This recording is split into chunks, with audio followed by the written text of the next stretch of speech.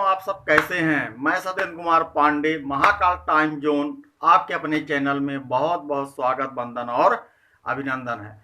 दोस्तों आज हम कक्षा 11वीं की एनसीईआरटी फिजिक्स की यूनिट फर्स्ट का बहुत ही महत्वपूर्ण टॉपिक पर चर्चा करने वाले हैं, जो जिसका शीर्षक है सार्थक अंक। और इसके पूर्व भाग में हम सार्थक अंक के बारे में पढ़ चुके हैं और हम सार्थक अंकों की गणना कैसे करते हैं, जोड़ और घटाना में कैसे करते हैं और गुणा और भाग में कैसे सार्थक अंकों को हम गणना करते हैं। दोस्तों इस भाग में हम बहुत महत्वपूर्ण ट्रिक पर बात करेंगे। सार्थक अंक ज्ञात करने के नियम, बहुत सारे नियम हैं, पूर्व भाग में आप पढ़ चुके हैं, लेकिन दोस्तों हम आज एक ऐसी ट्रिक बताएंगे कि आपको कभी भी यह ट्रिक याद रखेंगे तो कभी भी भूलेंगे नहीं। दोस्तों यदि हमारे चैनल को अभी तक सब्सक्राइब लाइक नहीं किया तो दोस्तों लाइक कर दीजिए, सब्सक्राइब कर दीजिए। और चलिए स्टार्ट करते हैं। अपने वीडियो को शुरू से अंत तक देखें और यह आपको कभी नहीं भूलेगा। चलिए दोस्तों हम शुरू करते हैं गणना में सार्थक अंक। तो दोस्तों इसका जो पहला नियम है कि जोड़ और घटाना में सार्थक अंकों को कैसे जोड़ते हैं और घटाते हैं तो जो परिणाम आता है तो वो कितना होगा। दोस्तों हम बिना सार्थक अंक की सहायता से दशमलव और बिना दशमलव के जोड़ चुके हैं, लेकिन उसके परिणाम सार्थक अंक में कैसे गणना करते हैं तो चलिए हम सीखते हैं। तो शुरू करते हैं कि जोड़ और घटाना में तो कहता है कि राशियों को जोड़ने या घटाने में प्राप्त परिणाम में दशमलव के बाद, दोस्तों यहां पर दशमलव के बाद के बारे में बताया गया है, तो दशमलव के बाद केवल उतने ही सार्थक अंक होने चाहिए जितने की जोड़ने या घटाने वाली किसी राशि में दशमलव के बाद कम से कम सार्थक अंक हों। दोस्तों यदि हम दो राशियों को जोड़ रहे हैं या घटा रहे हैं तो उनका जो परिणाम आएगा तो उस परिणाम में उतने ही सार्थक अंक होंगे जितना जोड़े या घटाए जाने वाली राशि के दशमलव के बाद सबसे कम सार्थक अंक होंगे, उतने ही सार्थक अंक उस परिणाम में होने चाहिए। दोस्तों एक हमने एग्जाम्पल लिया है 25.6 धन 1.32। तो चलिए हम इसकी गणना करते हैं। तो चलिए स्टार्ट करते हैं। 25.6 धन 1.32। दोस्तों इसको हमको क्या करना है, जोड़ना है। देखिए तो इसका जोड़ कितना हो जाएगा 2, इसका हो जाएगा 9, ये कितना हो जाएगा 5 1 6 2, ये कितना आ गया दोस्तों 26.92 आ गया। दोस्तों अब इसमें सार्थक अंकों की जो हमने परिणाम प्राप्त हुए हैं तो सार्थक अंक इसमें कितने हैं 1 2 3 4, जबकि वास्तव में दोस्तों क्या होना चाहिए सार्थक अंक। तो कहता है नियम क्या कहता है कि जोड़ने या घटाने वाली किसी राशि में दशमलव के बाद कम से कम सार्थक अंक हों, उतने ही परिणाम में भी सार्थक अंक होने चाहिए। तो दोस्तों जोड़ने वाली दो राशियां हैं, एक में दशमलव के बाद सार्थक अंक कितना है 1 है और दूसरे में कितना है 2 है।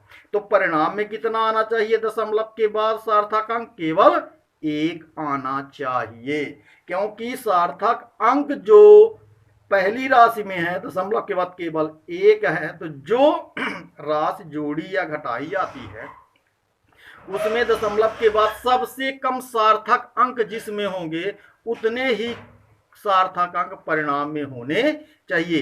तो अब इसको क्या करेंगे, एक सार्थक अंक होना चाहिए तब दशमलव के बाद। तो दोस्तों क्या करना पड़ेगा, इसको लिख देंगे 6.9 लिख देंगे और 2 को क्या कर देंगे छोड़ देंगे। तो दोस्तों दशमलव के बाद कितने सार्थक अंक हो गए 9, इसमें भी सार्थक अंक हो गए 9। तो जोड़ने और घटाने में एक बार इसको दूसरा उदाहरण देखिए। ये वाला उदाहरण ले रहे हैं, कौन सा 145.4 और जोड़ना है कितना 2.2135। ये हो गया दोस्तों 5 3 1 4 2 6.741। दोस्तों दो राशियां हैं, दशमलव के बाद सबसे कम सार्थक अंक किसमें है, इसमें। दशमलव के बाद क्या है, यहाँ पर एक अंक है। तो जो परिणाम आया है उसमें भी क्या होना चाहिए, सब एक दशमलव के बाद केवल एक सार्थक अंक होना चाहिए। इसलिए इसका जो सार्थक अंक की दृष्टि से इसका जो परिणाम आएगा कितना आएगा, 6 आएगा, 147.6 आएगा दोस्तों। इसी प्रकार से दोस्तों क्या करते हैं, घटाने में घटाते हैं। ये वाला प्रश्न देखिए एक बार पुनः, 145.4 माइनस क्या करना है, 2.2135।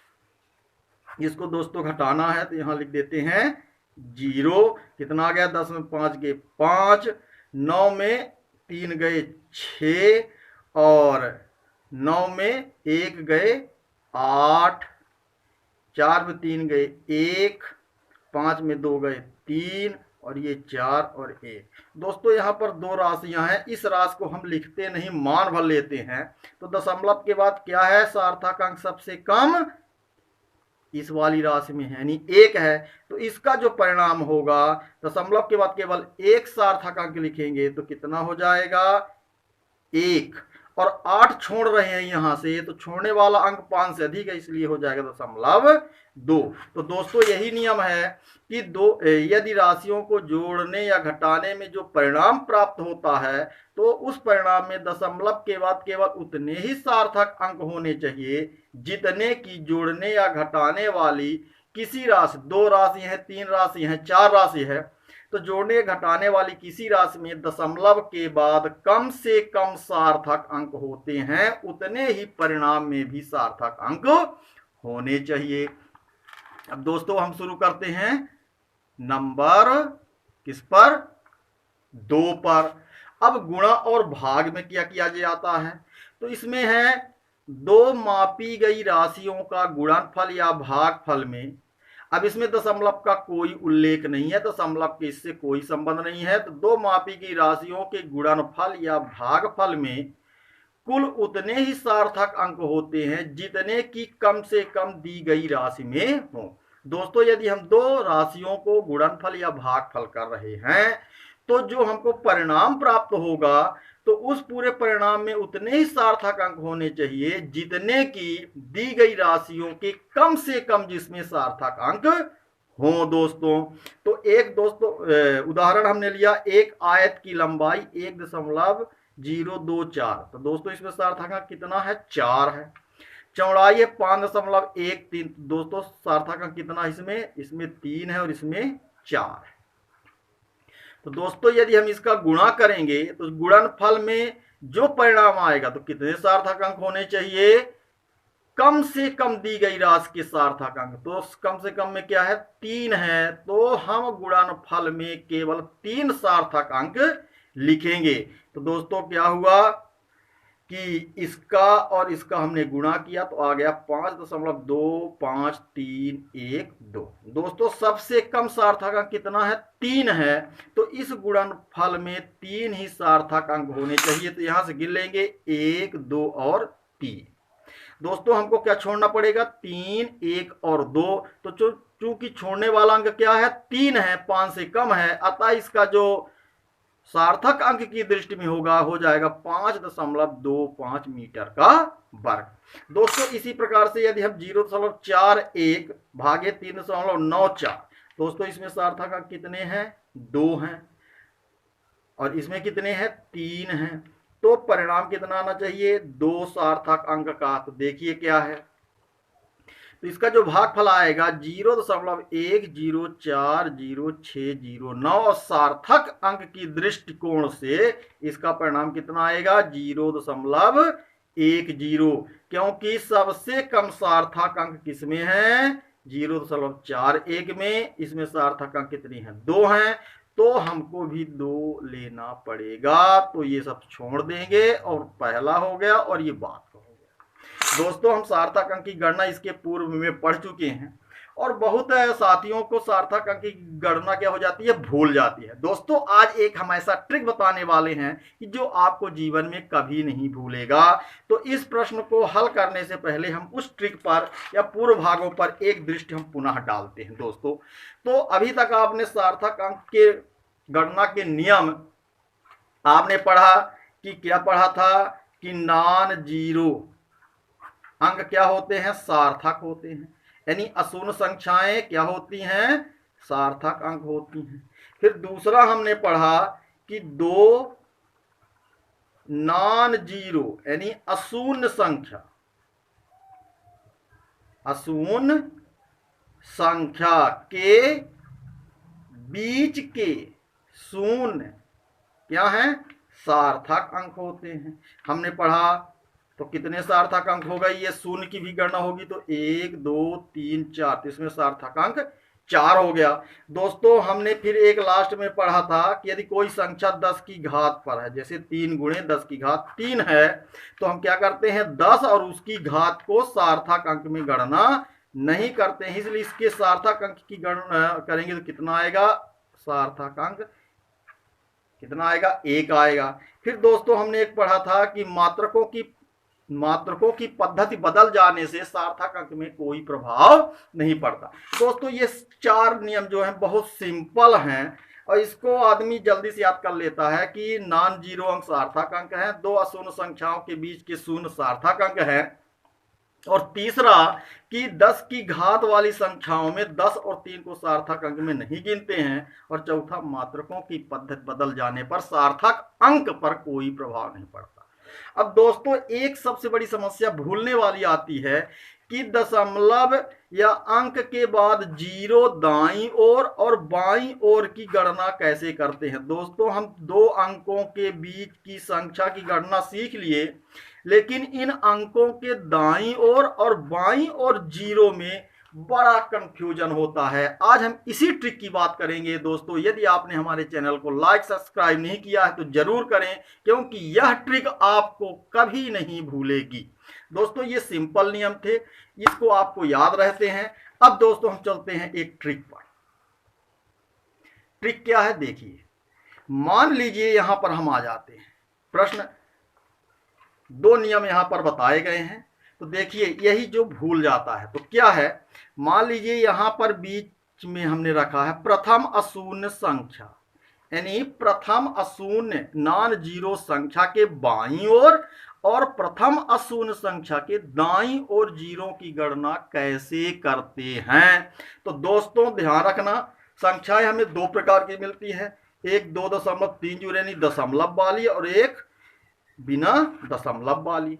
तो दोस्तों क्या है कि प्रथम अशून्य संख्या की जो बाईं ओर है जीरो, तो यदि दशमलव है संख्या में तो भी सार्थक अंक नहीं होता है, दशमलव रहित है तो भी सार्थक अंक नहीं होता है, यदि कोई मापित राशि है तो उसमें भी सार्थक अंक की गणना नहीं होती। तो दोस्तों यह बिल्कुल क्लियर हो गया कि प्रथम अशून्य संख्या के बाईं ओर के शून्य को हम सार्थक अंक में नहीं गिनते हैं। यह बिल्कुल निश्चित हो गया है कि बाएं तरफ को शून्य को हमको गिनना नहीं है। जैसे मान लीजिए लिखा है 230 0 0, तो दोस्तों यहां क्या करना है, बाईं ओर के जीरो को हमको गिनना नहीं है, और मान लीजिए दशमलव नहीं लगा है तो भी हमें इस जीरो को नहीं गिनना है। यानी प्रथम अशून्य संख्या क्या है, 2 है, इसके पहले क्या है, 0 है, तो जो पहली बार संख्या आए उसके बाएं तरफ के किसी भी जीरो को आपको नहीं गिनना है। अब दोस्तों सबसे बड़ा कंफ्यूजन क्या होता है कि दाईं ओर की जीरो को क्या करना है। तो दोस्तों हमने क्या कहा कि प्रथम अशून्य संख्या के दाईं ओर, तो दाईं ओर दोस्तों क्या है, सबसे अंतिम जीरो का क्या उसकी गणना करते हैं, क्योंकि बीच में तो गणना कर लेते हैं, नियम हमने पढ़ा है। तो प्रथम अशून्य संख्या के बिल्कुल अंतिम में यदि जीरो आ रहे हैं तब क्या गणना करते हैं, यह सबसे भूल जाता है दोस्तों। तो इसका बिल्कुल दिमाग में रखना कि सार्थक अंक के बाईं ओर और सार्थक अंक के दाईं ओर। तो सार्थक अंक के बाईं ओर जीरो नहीं गिनते हैं, चाहे वो दशमलव वाली संख्या हो चाहे दशमलव वाली संख्या ना हो। अब बचा क्या दाईं ओर, तो दाईं ओर में दोस्तों देखिए क्या है, हमने एक ट्रिक बताई। यहां हमने लिखा है कि दशमलव है।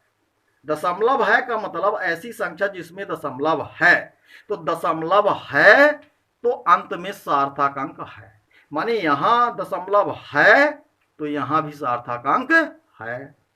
और दोस्तों यदि दशमलव नहीं है यानी दशमलव रहित है तो सार्थक अंक नहीं है। दोस्तों कैसे देखिए, जैसे मान लीजिए लिखा है 2.300 और एक लिखा है 2300। हमने कहा क्या दोस्तों कि प्रथम अशून्य संख्या ये है 2 है और यहां भी 2 है। तो यदि दाईं ओर की बात हो रही कहां, सबसे अंतिम में, तो यदि दशमलव है, यदि दशमलव देखिए दोस्तों यहां दशमलव है तो हमने क्या बताया था, दशमलव है तो सार्थक अंक हैं, मतलब गणना होगी। तो इसके कितने सार्थक अंक हो गए, 1 2 3 4, यानी सार्थक अंक 4। फिर दोस्तों हमने क्या बताया था कि यदि दशमलव नहीं है, ऐसी संख्या जिसमें दशमलव नहीं है, तो अंत में जीरो भी सार्थक अंक में नहीं होंगे। तो इसके सार्थक कितने हो जाएंगे, 2। तो दोस्तों हमने सीखा कि प्रथम अशून्य संख्या के दाईं ओर जीरो कब होंगे और कब नहीं होंगे। यदि दशमलव है यानी दशमलव वाली संख्या है तो सार्थक अंक होंगे, यानी दशमलव है तो होंगे, और दशमलव नहीं है तो सार्थक अंक नहीं होंगे। तो दोस्तों इसको ध्यान में रखना है, सार्थक बाएं तरफ के कोई शून्य की गणना नहीं होती है, दाएं तरफ क्या है, दशमलव है तो सार्थक अंक होगा, और दशमलव नहीं है यानी दशमलव रहित है तो सार्थक अंक की गणना नहीं होती है। दोस्तों इसी में एक विशेष है कि यदि मान लीजिए दशमलव उसमें नहीं है किंतु क्या है वह राशि मापित है, तो क्या हो जाता है दोस्तों, ये नहीं है तो ये हो जाता है हाँ हो जाता है, बस इतना अंतर है। तो दोस्तों हमने ये जो ट्रिक महत्वपूर्ण बताई है कि प्रथम अशून्य संख्या के, प्रथम अशून्य संख्या के इस साइड कहां, अंतिम में जीरो का क्या हाल है, तो क्या बताएंगे, दशमलव है तो जीरो गणना होगी, माने है सार्थक अंक, और दशमलव यहां अगर नहीं है तो क्या कर देंगे, जीरो को गणना नहीं करेंगे, यानी नहीं हो जाएगा। तो दशमलव है तो गणना करेंगे, दशमलव नहीं तो गणना नहीं करेंगे। और बिना दशमलव वाले में एक अपवाद हो जाता है कि यदि कोई मापित राशि है, मान लीजिए लिखा है 20, इसमें दशमलव नहीं है, तो प्रथम अशून्य संख्या 2 है और दशमलव नहीं है, मतलब आखिरी के जीरो सार्थक अंक नहीं है, तो कितने हो गए, 1 सार्थक अंक हो जाएगा 1। लेकिन दोस्तों यदि यही पर लिखा है 20 kg तो दशमलव भी नहीं है। लेकिन यदि कोई राशि मापित हो जाती है तो इस जीरो को क्या कर लेते हैं, जोड़ देते हैं, यानी गणना कर लेते हैं, तो इसमें सार्थक अंक 2 हो जाएंगे दोस्तों। तो दोस्तों यह आपको बहुत भूलने वाली चीज होती है कि प्रथम अशून्य संख्या के बाईं ओर कोई भी जीरो गणना में नहीं करते हैं, और बचा दाईं ओर, वो भी क्या, अंतिम में। तो अंतिम के लिए हमने बताया कि दशमलव है तो सार्थक अंक लेंगे है, और दशमलव नहीं है तो सार्थक अंक नहीं लेंगे दोस्तों। इस नियम को आप अच्छे से याद कर लेंगे। और आखिरी में एक अनिश्चित अंकों का क्या आता है, पूर्णांकन आता है दोस्तों। ये आप पूर्व कक्षाओं में भी पढ़ चुके हैं। यदि किसी संख्या में छोड़े जाने वाला अंक 5 से कम है तो इससे पूर्व अंक को क्या करते हैं, यथावत रहने दिया जाता है। यदि किसी संख्या में छोड़े जाने वाला अंक 5 से अधिक है तो इसके पूर्व अंक में 1 जोड़ देते हैं दोस्तों। इसके अलावा कक्षा 11 में ये नई चीज आई है कि यदि छोड़े जाने वाला अंक 5 है तो इसके पूर्व का अंक यदि विषम है, 5 के पहले का अंक यदि विषम है तो उसमें 1 जोड़ देते हैं, और यदि सम है तो उसको यथावत रखा जाता है। तो दोस्तों चलिए हम सार्थक अंक की थोड़ी सी गणना यहां पर करते हैं। दोस्तों पहला प्रश्न देखिए, पहला प्रश्न क्या कह रहा है पहला प्रश्न कह रहा है 0.007 में सार्थक अंक बताइए। तो दोस्तों क्या है, प्रथम अशून्य संख्या है 7 और 7 के बाईं ओर के जीरो गिनते ही नहीं है, तो चाहे वो दशमलव में हो चाहे दशमलव में ना हो, तो सार्थक अंक की गणना नहीं होगी। तो इसके सार्थक अंक कितने हो जाएंगे, 1 हो जाएंगे। अब देखिए 2 नंबर में 2.64 गुणे 10 की घात 24। तो एक नियम है कि यदि घातांक में हो 10 और 10 की घात हो तो 10 और घात को छोड़ देते हैं। अब कितने सार्थक अंक बचे, 1 2 3। तो कितने सार्थक अंक हो गए, 3 हो गए। अब दोस्तों यहां पर आ जाइए, तो प्रथम अशून्य संख्या कौन है, 2 है। तो 2 के बाईं ओर को जीरो गिनना ही नहीं है। अब बचा दाईं ओर, तो दाईं ओर की 2 कंडीशन है। यदि दशमलव है तो यह सार्थक अंक होगा, यदि दशमलव नहीं है तो यह सार्थक अंक नहीं होगा। लेकिन दोस्तों क्या है, यहां पर ग्राम सेंटीमीटर लिखा है, तो दशमलव है तो सार्थक अंक होगा और दशमलव नहीं है तो सार्थक अंक नहीं होगा। लेकिन यदि क्या है, मापित राशि है, तो क्या कर देते हैं, दशमलव है तो सार्थक अंक होगा। तो दोस्तों क्या हो जाएगा, जब चाहे वो मापित हो चाहे ना हो, तो दशमलव वाले में मापित राशि का कोई परिणाम नहीं आता है। यहां दशमलव सहित में चाहे वो मापित राशि हो चाहे न मापित राशि हो, यदि प्रथम अशून्य संख्या के दाईं ओर शून्य है तो दशमलव है तो उसके गणना करते हैं। लेकिन दशमलव रहित जिसमें दशमलव नहीं है तो क्या करते हैं कि शून्य की गणना नहीं करते हैं। लेकिन यदि मापित राशि है तो उसकी गणना हम कर लेते हैं दोस्तों। तो यहाँ क्या है, दशमलव वाली है, यानी ये नियम लग रहा है दशमलव है, तो जब दशमलव है तो जीरो गणना होगी। तो कितने हो जाएंगे, 1 2 3 और ये हो गए 4 हो गए। दोस्तों यहाँ पर देखिए दशमलव के बाद, दशमलव में तो कोई नियम मापित राशि का है ही नहीं है, तो प्रथम अशून्य संख्या है 6, तो 6 के बाईं ओर के जीरो गिनते नहीं है और 2 अशून्य संख्याओं के बीच की गणना होती है। तो ये हो गया 1 2 3 और 4, तो सार्थक अंक हो गए 4। और अब इसमें देखिए दोस्तों, तो 2 अशून्य संख्याओं के बीच की सार्थक अंक गिनते हैं तो हो गया 6, 1 2 3 और 4, तो यहां लिख देंगे 4। दोस्तों एक बार पुनः इसको हम देखें कि प्रथम अशून्य संख्या के बाईं ओर किस जीरो को गिनते नहीं। अब बचा दाईं ओर, तो दाईं ओर में यदि दशमलव है तो सार्थक अंक है और यदि दशमलव नहीं है तो सार्थक अंक नहीं होगा। लेकिन यदि दशमलव रहित संख्या है और वह क्या है, मापित है, तो हम उस आखिरी जीरो को गिन लेते हैं दोस्तों। इसी के साथ दोस्तों आपका बहुत बहुत धन्यवाद। जय भारत, जय श्री राम।